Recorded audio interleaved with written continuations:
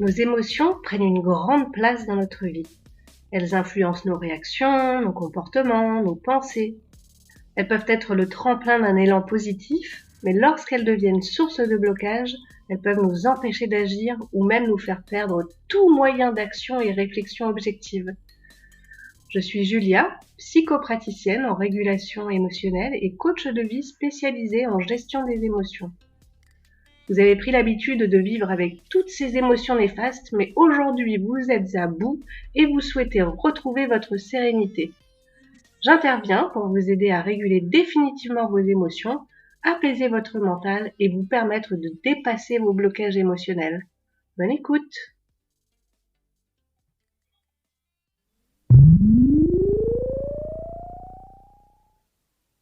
L'émotion, c'est un des filtres par lequel on perçoit la situation qu'on est en train de vivre. Qu'est-ce qui se passe après avoir vécu une émotion? Je vais prendre un exemple cocasse qui m'est arrivé. Je marchais dans la rue pour me rendre à un rendez-vous. En sortant du bus, je fais quelques pas et tout d'un coup, je me sens glisser sur le bitume.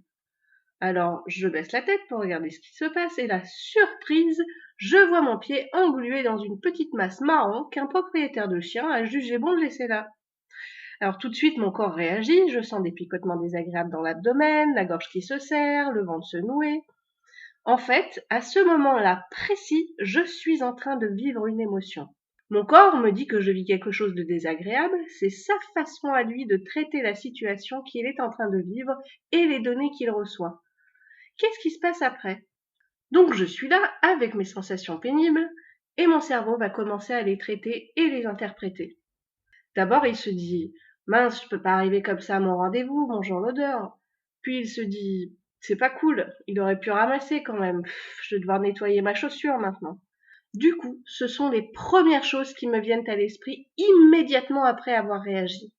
Après ça, commence la réflexion qui fait suite à ma réaction. Je me sentirais gênée de me présenter comme ça face à quelqu'un que je connais pas. Ce serait la première image qu'il aurait de moi.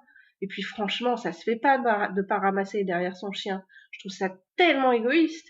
Et moi, je le fais à chaque fois, c'est la moindre des choses. Tout le monde devrait le faire. Si je croise quelqu'un en flagrant délit, je lui dirai ma façon de penser.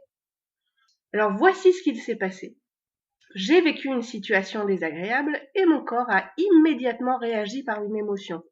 Cette émotion, elle s'est traduite par des sensations physiques que mon cerveau a interprétées instantanément avant de partir sur des réflexions qui elles-mêmes vont influencer sur mon comportement. J'ai pris cet exemple pour vous montrer que même des situations anodines peuvent être source de bouleversements intérieurs. Mon histoire, elle est loin d'être folle et pourtant, ça a introduit toute une réflexion sur les valeurs que je donne aux choses, sur la façon dont je me place par rapport à ces valeurs et comment je perçois l'autre dans cette identification. Cela a aussi influencé mon comportement futur face à une personne qui ne partage pas mes valeurs.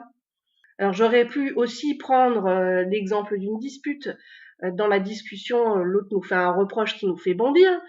Et là, le schéma se met en place instantanément. Émotion, réaction, comportement. Votre corps réagit vivement et le cerveau l'interprète immédiatement comme une agression. Dans cette situation, votre temps de réflexion est réduit à son minimum et votre comportement doit s'adapter très vite. Ce qui fait que, bien souvent, votre réponse à cette agression se fera tout aussi agressivement ou vous pourrez adopter un comportement de fuite. C'est comme ça que nos émotions nous dirigent. Une petite étincelle qui met le feu aux poudres, qui va initier tout le raisonnement et les comportements qu'on va avoir par la suite. Ce qui fait l'émotion, ce sont les sensations qu'on ressent dans le corps au moment où on les vit. Le mental vient après l'expérience de ces sensations qui, elles, vont en faire de la matière à la réflexion. Le mental ne peut rien contre une émotion. Il ne peut qu'en constater les effets. S'il suffisait de se dire j'ai pas le vertige au moment de traverser un pont, on pourrait facilement le traverser sans avoir peur. Tout se passe dans le corps et le seul moyen pour gérer l'émotionnel est d'écouter ce que ce corps a à nous dire. Je développe le sujet de l'émotionnel dans d'autres épisodes ou dans des épisodes prochains et je vous donnerai une méthode pour réguler vos émotions au moment où vous les vivez. Vous pourrez alors créer un apaisement immédiat de votre mental et reprendre les rênes d'une situation qui vous échappe. Abonnez-vous à la chaîne pour être sûr de ne rien manquer.